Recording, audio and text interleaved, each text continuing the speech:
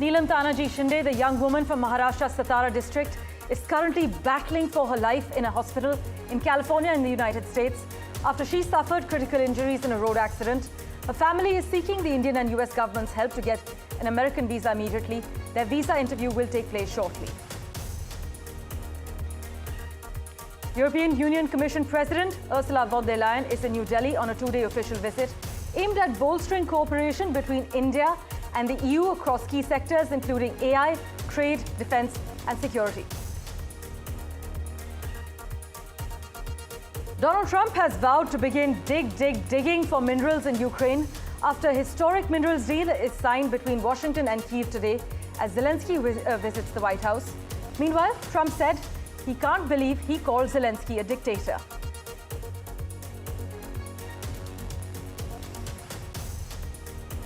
Well, Donald Trump said that a minerals deal with Ukraine is the security guarantee Kyiv needs against Russia, brushing aside a plea from British Prime Minister Keir Starmer for a commitment of US military support.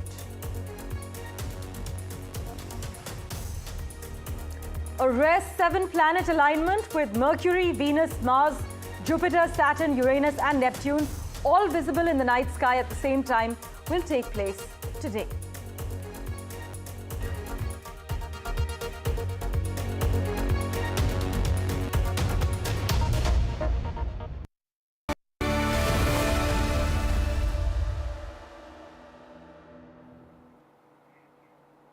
Well, a big focus, NDTV's campaign for Nilam Shinde, the young woman from Maharashtra's Satara district, who is currently battling for her life in a hospital in California in the United States after she suffered critical injuries in a road accident. Ms. Shinde is currently in a coma and her family is seeking the center's help and the US's help to get an American visa immediately, as doctors actually need permission from her blood relatives to operate on her. Now, her father and another relative will be heading for an interview for their visa shortly. But according to her father, Ms. Shinde had gone to America for higher education and was a fourth-year student at California State University. Currently, the hospital needs permission to operate on her, her family has said, adding that Ms. Shinde was on the verge of death and the hospital administration could not take any risk unless there was a blood relative. I must also inform you that Ms. Shinde lost her mother a year ago due to a brain tumor. But speaking to NDTV, her uncle, Sanjay Kadam, has informed us that there had been an improvement in Ms. Shinde's condition as of Thursday.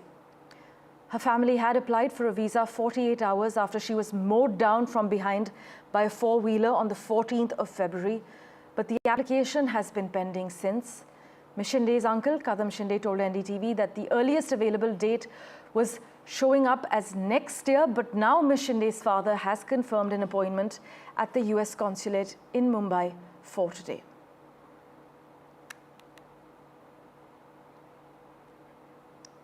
Meanwhile, the Sacramento Police Department spoke to NDTV and said the accused in the hit-and-run case has been arrested on the 19th of February, and the hit-and-run took place at around 7 p.m. on the 14th of February. The accused, police say, fled the scene after the hit-and-run incident. My colleague Anuj Raithe has been tracking all the latest developments for us. He joins us live at the moment. Anuj, we are aware that the driver behind the wheel of the car that hit Ms. Shinde has been taken into police custody, but Ms. Shinde's father and the uncle, they're expected to be heading to the US consulate in Mumbai shortly for their visa interview? Yes, in a very short while from now onwards, in fact, in an hour and a half, at 9 a.m. today morning, their interview is scheduled at the US consulate here in Bandra region of Mumbai. They left Satara yesterday. As soon as they got the news, they planned their travels accordingly. And it is the brother, that is the cousin brother and father, who are the two passport-holding members of the family who are on their, who will be planning to go to the United States of America. They've been waiting for this, this piece of good news. Probably the only piece of good news that they received in the last 10 to 12 days. Very patiently, we saw that after this entire incident took place, the ordeal continued not just from one front while they were dealing with authorities there in the hospital, and getting to know details about their daughter's health update on a daily basis. On the other hand, they were also struggling to get their visa to plan their US travel.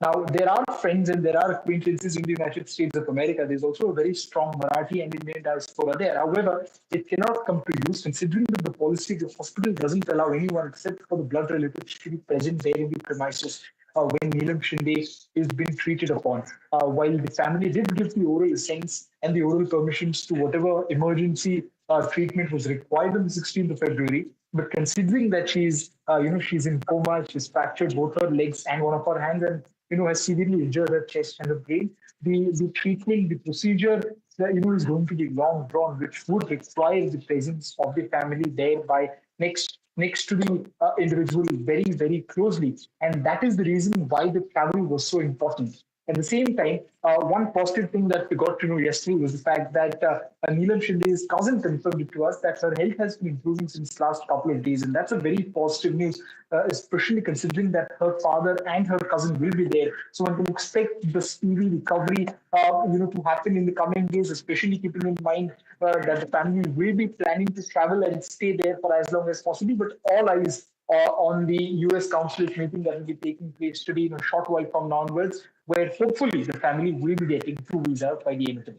Anuj, as always, thanks so much for joining us with the lowdown. We will, of course, revert to you for regular updates. Also joining us on the broadcast at the moment, live from Chicago, Sudhanshu Kaushik, the Executive Director of the North American Association of Indian Students. Sudhanshu, thank you so much for making time for us. An agonizing wait as we speak for the family members who are expecting a US visa at the moment. But what steps do you think need to be taken, Sudhanshu, to ensure the safety of international students, especially those from India, who are living and studying in North America? Do you see any gaps in how campuses or communities address such incidents? Thank you so much, Parmeshwar, for asking that question. And I don't think this is limited to just the United States. I think all around the world where Indians go to study, whether it's in the UK, Australia, Europe, especially the United States, there are substantial gaps. As NAIS, we try to explore and fill those gaps as possible, but we do know that the mechanisms in place right now for study abroad, for the safety of students on study abroad and their well-being are not being met. And I'm not trying to blame anyone, right? There are just certain limitations when it comes to visas, when it comes to the processing of these issues. But it seems like, Parmeshwar, I am on NDTV every single month talking about something related to the death or a hate crime against an Indian student here in the United States. And I'm not saying that people are being targeted, and I'm not trying to fearmonger, but these gaps exist. And one of the biggest ones is who facilitates. I'm thankful that NDTV has taken this up. You guys are talking about it. You're putting pressure on both governments, India and the United States. You're putting the pressure on stakeholders where it's needed.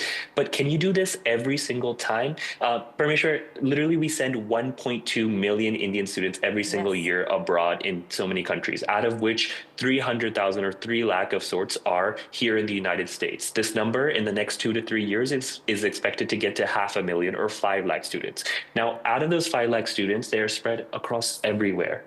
Are we expected to take care of every single student? That can NDTV make a campaign for every single student? The answer is no. And the gaps that that we need to meet is, how do the governments plus the universities talk to each other? Absolutely. Ensure that, listen, this demographic is growing. There are going to be, as expected, instances where unfortunately there will be shortcomings, whether through personnel, whether through issues, and we need to fix that. I can't understand, Parmeshwar, that this happened on February 14th. It's been 14 days since the father, the uncle, the nephew have been waiting. And as we speak, they're still struggling to get a visa. Absolutely. So it's not certain. I mean, I'm thankful everything is moving because of the pressure you put in, but 14 days is just not right. And so I'm thankful that at one point, Nilam is getting the care that she needs in the hospitals. As all your viewers need to know that there's no way that the hospital can deny her under the healthcare laws that exist in California and around the United States. But 14 days of not being able to go, and then it's expected that NDTV or the great Indian diaspora community or even the consulates, right, at these instances are supposed to keep up, which they're doing a great job. I'm not at all interfering in that. But again, why hasn't a cell been created within either the Ministry of External Affairs, right, that can also be able to help and facilitate these issues for students, because it's becoming such a big demographic. At the same time, the US embassies, I mean, they love to tout, there's an entire economy based on this about sending students abroad. So in that, letter or like the facilitation that you do or the money that you spend, you can't create, 2 additional posts for emergency visas for students and their families. So when an instance like this happens, when an Indian student has paid so much money in tuition and facilitated your economy, that you can't even guarantee the right of safety, and if not even the safety, events will happen, the passage of their family members to be in this critical time period. I mean, we tout. Very pertinent points there, Sudhanshu. And given the nature of this hit-and-run incident, where the driver fled the scene, he was caught on the 19th of February. It is crucial for local law enforcement agencies, officials on Ground Zero, to strengthen their efforts to protecting students and ensuring accountability. I 100% agree with you. Thanks so much for joining us on NDTV. We will, of course, revert to you for regular updates. Well, with that, let's switch tracks now. European Union President Ursula von der Leyen is likely to discuss preventing restricted technologies from places such as India reaching Russia in violation of sanctions during her touchdown.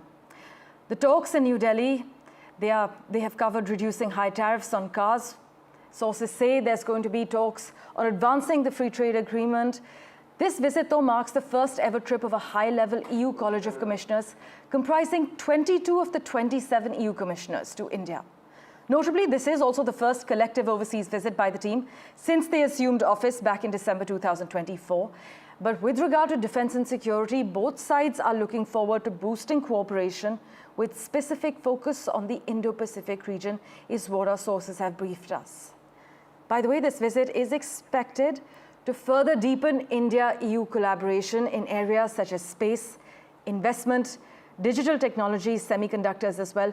We're also hearing that there are going to be talks and movement in areas of clean energy, green hydrogen, sustainable urbanization, and water management as the European Union President touches down. My colleague Mohammad Ghazali has been tracking this visit very closely. He joins us currently. Ghazali, take us through the highlights of day one and the plan of action for today too.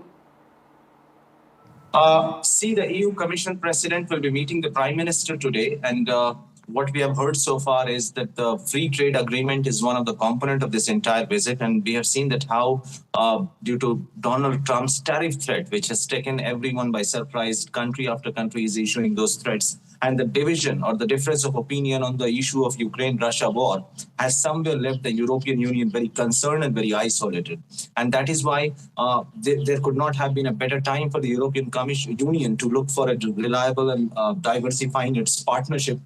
It is looking up to India. And if you see yesterday's tweet by the European Union Commission President yesterday, she has been hinting that India is a very reliable partner, one, due to its geostrategic location, considering the fact that how China has been expanding its economic base across Europe as well. And India happens to be a very reliable partner since EU is also one of the largest trading partner of India. So one, that FTA could be one of the component of this discussion.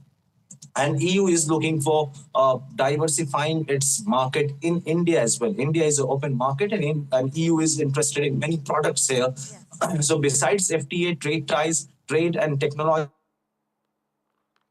Council meeting is also expected, where India and EU are expected to talk about clean energy and other domain where India and EU are expected to diversify their partnership and business and trade. But besides trade and trade ties and other issues, it is certainly for EU to have India on its side at a time when the geopolitical sand is shifting across the globe. As always, Ghazali, thank you so much for joining us with the latest update. By the way, Donald Trump appeared to make a U-turn after previously describing Ukraine President Volodymyr Zelensky as a dictator. The US President was quizzed about his relations with Zelensky and Vladimir Putin during an Oval Office meeting with UK Prime Minister Sir Keir Starmer. But the Ukrainian President will still meet US President Donald Trump in Washington today, Friday, to sign an agreement on sharing his country's mineral resources. Zelensky has described the bilateral deal as preliminary and also said that he wants further agreements which include US security guarantees to deter renewed Russian aggression. But Trump said the United States would not provide guarantees beyond very much, saying the responsibility should instead fall to Europe. By the way, Trump also seemingly ruled out the prospect of Ukraine becoming a NATO member, which is one of Zelensky's long-held ambitions. Here's what Trump had to say on Zelensky's visit. We're going to have a very good meeting tomorrow morning. We're going to get along really well, okay? We have a lot of respect. I have a lot of respect for him. We've given them a lot of equipment and a lot of money, but they have fought very bravely, no matter how you figure it. They have really fought. Somebody has to use that equipment, and they have been very brave in that sense. Mr. President, do you still think that Mr. Zelensky is a dictator? Did I say that? I can't believe I said that. Next question. Mr. Keir Starmer flattered President Donald Trump with a basket of gifts on his first visit to the White House on Thursday, including commitments to spend more money on defense, lavish praise, and a letter from King Charles III inviting Trump to a state dinner. Trump was exceedingly pleased, it seemed, but that did not mean Starmer got anything in return. Trump appeared unmoved by Starmer's desperate appeal for a stronger US commitment to protecting Ukraine if and when its war with Russia ends. And Keir Starmer, conscious that Trump has rejected pleas to provide security guarantees for Ukraine, has been asking for something less: a US commitment to backstop European efforts to help defend Ukraine from any future invasion by Russia. We have reactions lined up for you from the US President and the British Prime Minister. Here's what they said. Alongside British Prime Minister Keir Starmer, US President Donald Trump appeared to dial down his recent public rhetoric over the war in Ukraine. Since taking office in January, he's ended the diplomatic isolation of Russia, falsely accused Ukraine of starting the war, and called Ukrainian President Volodymyr Zelensky a dictator. At Thursday's news conference, however, he predicted that he and Zelensky would have a good in-person meeting on Friday, saying that he has a lot of respect for the Ukrainian leader, although he dodged a question about whether he would apologise to him for calling him a dictator. He said that he and Prime Minister Starmer discussed steps towards what he described as a, quote, very achievable ceasefire in the Ukraine war, which could happen quickly, he said. The British leader made his position clear, saying, quote, history must be on the side of the peacemaker, not the invader, adding that the UK is ready to put boots on the ground and planes in the air to support a deal. The Prime Minister also delivered a letter from King Charles III inviting Mr. Trump for a state visit, making it the first time that an American president has been offered the honour twice. But it's unclear whether Mr. Starmer's efforts to woo Mr. Trump actually worked, given that the US president made no mention of US forces supporting a peacekeeping mission in Ukraine. And beyond the public diplomacy, Mr. Starmer aimed to urge Mr. Trump to ensure security guarantees to Ukraine that would prevent Russia from ever invading again. But White House officials said before the meeting that the discussions about the deal giving the US access to Ukraine's rare earth minerals does not include such guarantees. Kate Fisher, NDTV, Washington. I think we're going to have a very successful peace, and I think it's going to be a long-lasting peace, and I think it's going to happen hopefully quickly. If it doesn't happen quickly, it may not happen at all. And we want it for two reasons. Number one, I want to see on a humane basis, I want to see soldiers stop getting shot, because largely it's soldiers now. Towns have been obliterated, but it's largely that. And I don't want to pay billions and billions and billions of dollars, nor does the Prime Minister or anybody else, on a senseless war that should have never happened. There's a famous slogan in the United Kingdom from after the Second World War. That is that we have to win the peace. And that's what we must do now. Because it can't be peace that rewards the aggressor or that gives encouragement to regimes like Iran. We agree history must be on the side of the peacemaker, not the invader. So the stakes, they couldn't be higher. And we're determined to work together to deliver a good deal. Well, Trump has said that his proposed 25% tariffs on Mexican and Canadian goods, meanwhile, will go into effect on the 4th of March and threatened an extra 10% duty on Chinese imports because he claims deadly drugs are still pouring into the US from those countries. Trump has said in a post on his Truth Social site that he would impose the additional 10% tariff on Chinese goods on 4th of March. This would come on top of the 10% tariff that he levied on the 4th of February on imports from China over the fentanyl opioid crisis. News and updates continue in a moment right after this very short break. Do stay tuned.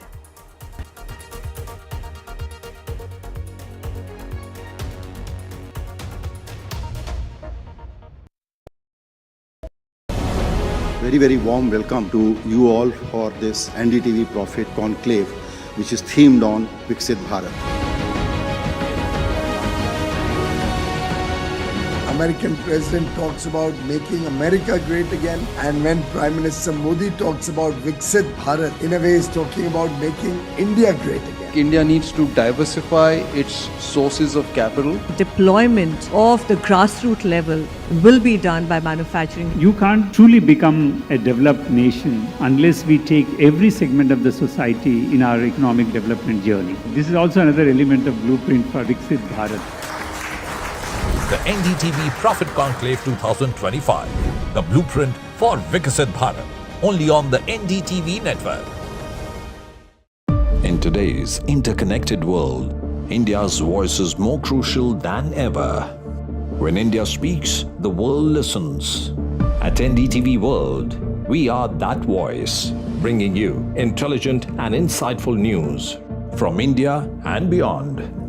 From geopolitics and diplomacy to economic shifts, migrations, tech disruptions, and the stories of our diaspora. We cover the news that shapes our global future. NDTV World, your new home for global news, is here.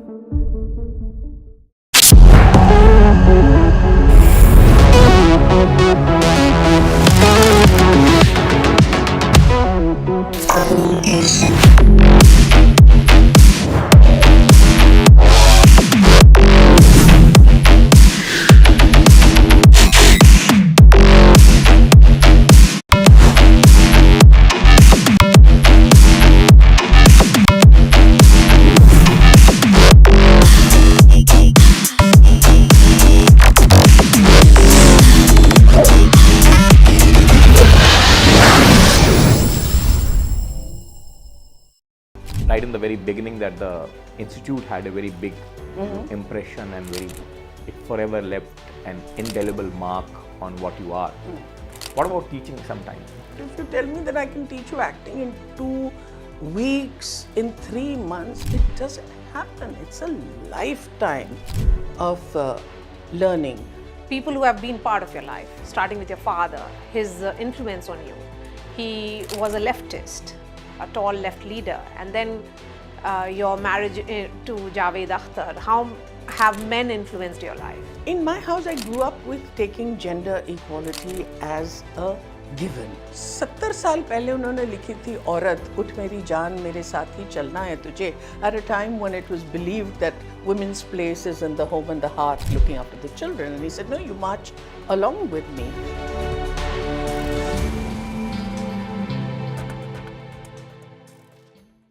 I've been reporting on all issues, big and small, from Andhra Pradesh, Telangana, rest of South India, bringing you all the action, all that you need to know, all that you want to know. The energy of Maximum City is infectious. I bring in that energy in our news coverage from financial capital, Mumbai. Covering from the southernmost part of India over the last 23 years, I bring in-depth and 360-degree coverage from the Dravidian heartland. The land of Mishti is also known for its bitter politics. I have seen much water flow under the Howrah Bridge, covering Bengal in all its vivid colors.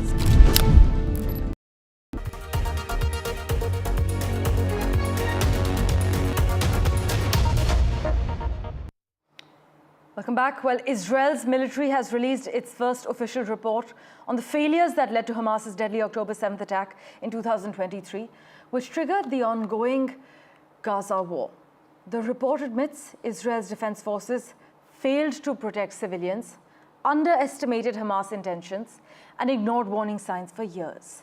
And the military chief at the time, Lieutenant General Herzi Halevi, had taken full responsibility and resigned, calling for a formal investigation after the war. But Israel does not intend to withdraw from a strategic corridor in Gaza in the coming days. This is what an Israeli official has said on record, in a move that could endanger the country's ceasefire agreement with Hamas. Under the terms of this deal, Israel is due to start pulling its soldiers out of the Philadelphia corridor, which is an 8.6-mile wide strip of land by Gaza's border with Egypt, on Saturday. In other news, Hollywood legend Gene Hackman and his wife Betsy Arakawa have actually been found dead at their home in New Mexico. Police say the couple appeared to have been deceased for some time before they were discovered. While there were no signs of forced entry or struggle, authorities have called the deaths suspicious enough to investigate thoroughly. I must also inform you that prescription pills and a heater were found near the bodies, along with their dead dog in a bathroom closet. But tests have been ordered to determine the cause of death, and Hackman, who's a two-time Oscar winner, was remembered as one of Hollywood's greatest legends with iconic roles in The French Connection and Unforgiven. Meanwhile, the 97th Academy Awards, cinema's glitziest night, are set to take place on Monday in LA, Hollywood. It's not a particularly robust year for India, though, because Lapata Ladies, our official submission for Best International Feature, did not make the cut. Neither did several independent entries. Instead, some hope rests with Anuja, a 22-minute short film backed by Guneet Monga and Priyanka Chopra Jonas. The film has been nominated in the Best Live Action Short Film category. And there is also I Am Ready, which is a documentary short, produced and directed by Smriti Mundra, an American director of Indian origin. Meanwhile, a rare 7-planet alignment with Mercury, Venus, Mars, Jupiter, Saturn, Uranus, and Neptune all visible in the night sky at the same time will take place today. So 7 planets will be visible in the night sky for the last time until the year 2014. With that, we're slipping into a very short break. Thank you so much for investing your time and watching this edition of The World 24/7.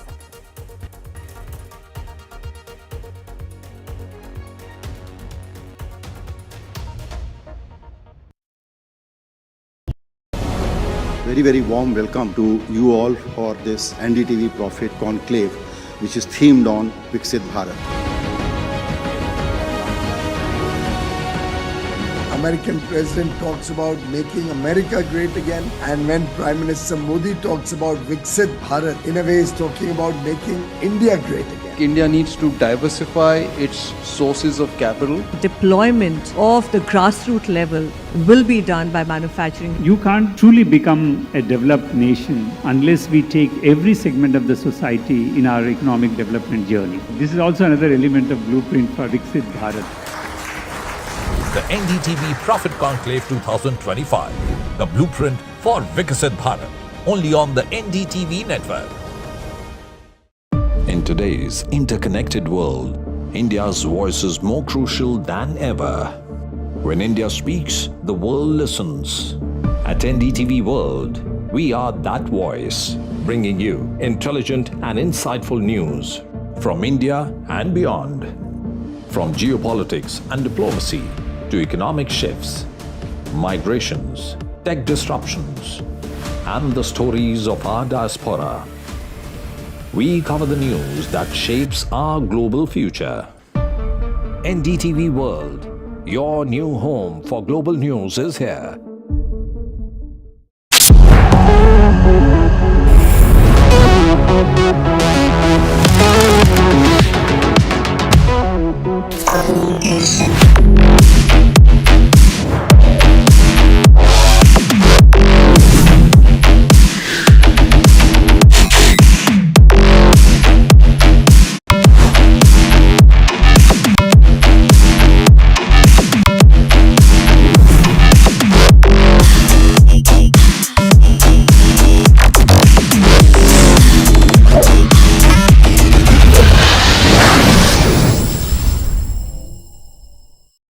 Right in the very beginning, that the institute had a very big impression and it forever left an indelible mark on what you are.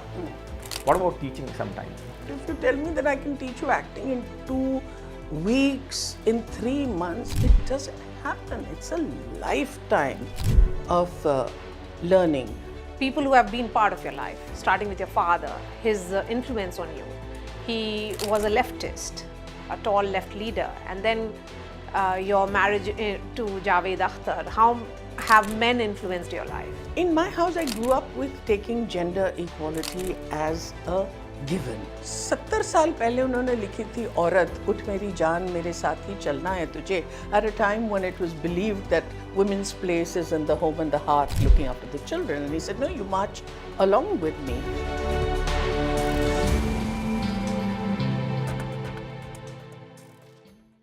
I've been reporting on all issues, big and small, from Andhra Pradesh, Telangana, rest of South India, bringing you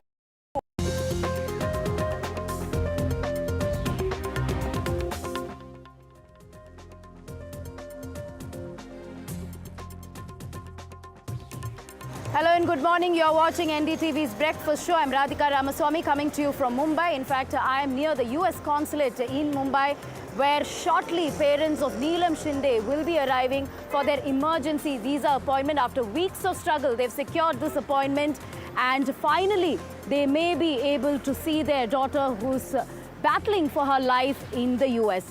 We will get you all the details of this developing story, but first, the headlines.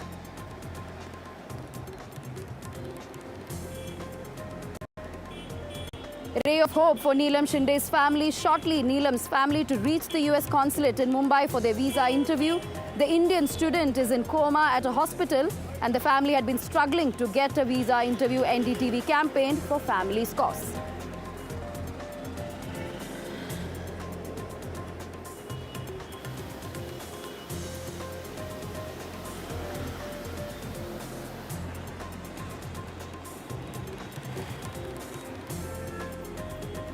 Sacramento Police Department replies to NDTV in the Nilam case. Nilam was injured in a hit-and-run case.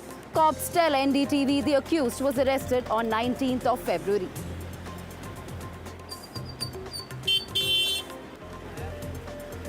After a 3-day hunt, Pune police arrest accused in the Pune rape case. Accused